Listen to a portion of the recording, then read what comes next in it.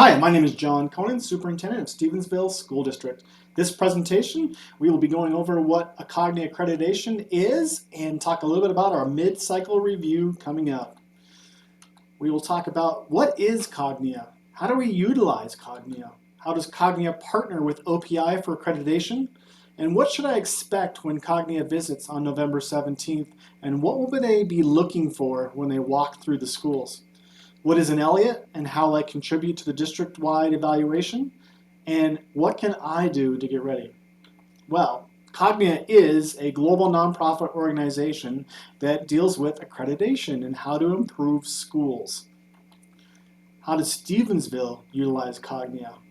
Well, we use it to help for school improvement. We do surveys, we analyze the academic data, and we help set goals. We create strategic plans with data-driven objectives. We use Elliott observations from staff, administrators, from Cognia, and from OPI. And we also use Cognia for accreditation purposes, and we're working in a new partnership with Montana's Office of Public Instruction, where they will be coming to us on November 17th to evaluate for continuous improvement. So how does Cognia actually partner with OPI? Well, under the new agreement, all Montana public schools and systems that want to satisfy state accountability requirements can use Cognia. We are one of several schools across the state that is using them. This will help with the streamlining and partnership with Cognia for accreditation and hopefully allow us to continue to grow, innovate, and better serve our students. What should we expect and what will they be looking for when they visit on November 19th? Well, Cognia staff will be here, staff members from the Office of Public Instruction will be here, and other local administrators will be coming to our school on that November 17th for a mid-cycle review. They will be conducting surveys of students, staff, school board, and even some community members. They'll be meeting with administration to review the mid-cycle review documentation, and this report describes the progress towards the goal areas set in 2022 during the last review.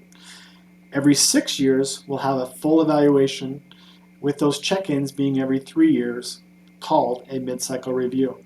They will also be walking through the schools to conduct Elliott observations, and they will use a rubric to evaluate our progress towards those goals called the I3 rubric. So what will it look like on the 17th? Well, they'll be showing up about 9 o'clock. There'll be presentations from our leadership team towards the priorities, improvement priorities that they have set for us. We'll also be meeting with OPI and other local administrators. At 11 o'clock, they will do some interviews with our school board and teachers. They will continue to work through their lunch, and there'll be Elliott observations. That's where they'll be walking around using an observation tool, and we'll talk about that here in a little bit. They will debrief as a team, and then they will come together and we'll do an exit conference with our school leaders to provide feedback towards that mid-cycle report. So, what rubric do they use? This is a rubric that evaluates the implementation of pretty much anything. It has 5 different categories. You can be at the initiate level, which is the first 2 levels of engagement and implementation. You could be at the improvement level, which is where the results and sustainability are, or you could be at the embeddedness or the impact level. And this rubric will be used by the people that will be evaluating our school. And we'll talk more about that as we get going. What is an Elliott, though? And that's how you and everyone in our school will be contributing as they walk around to our classrooms.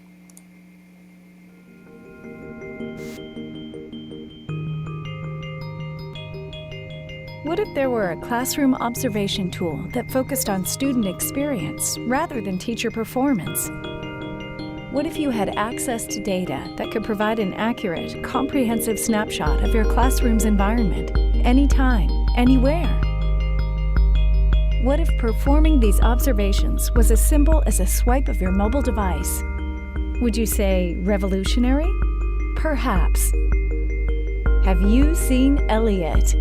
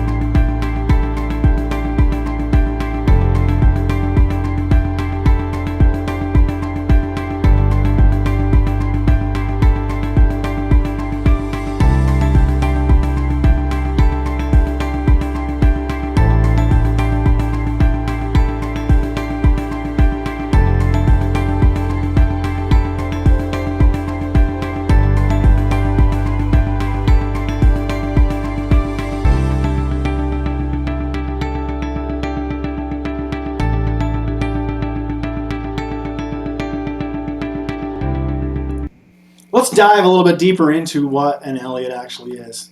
So this is the tool they'll be using. This is the paper copy. They, of course, will have an electronic version of it. The first area they're going to look at is your learning environment. And these are the areas that they're going to be evaluating. Please remember, they're only in your classroom for maybe 20 minutes. And so please understand they're not going to see every single category on here. So don't worry about that. And please understand also that this data goes as a district-wide data. It's not you personally or you individually, but you do play a role in the whole score that the school does receive. So you can stop this video and read the different types of characteristics under each of these categories. The first one, again, is equitable learning environment. The next one is, in 20 minutes, can they see those high expectations in the environment? Third one is supportive learning environment. Fourth one is active learning environment. Fifth one, progress monitoring and feedback environment. Notice the last two.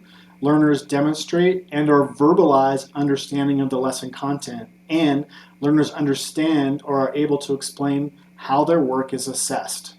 Do you notice those two questions? Those are the two questions we've been asking all year. We've been asking students, what do you know? What's going on in the lesson? And how will you be assessed? Or how will you know you're successful? Next one, number 6, well-managed learning environment. And 7, digital learning environment.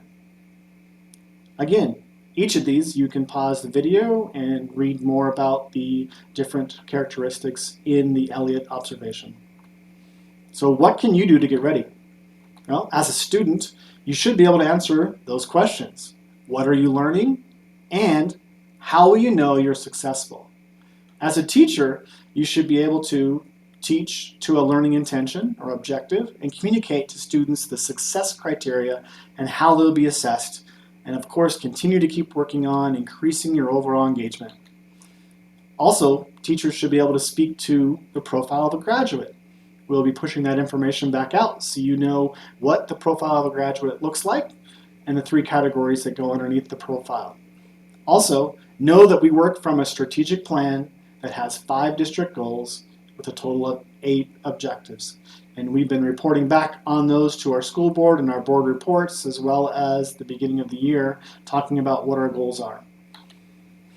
All employees of Stevensville School District should hopefully be able to speak again to that profile of a graduate and know that we're guided by a strategic plan that has 5 district goals with a total of 8 objectives. As a school board member, you should also be able to speak to the profile of a graduate and know that we're guided by a strategic plan with 5 district goals with a total of 8 objectives. This information will help as we get surveyed or interviewed from people, even community members that will be coming are going to need to be able to speak to profile of a graduate and know that we're guided by a strategic plan.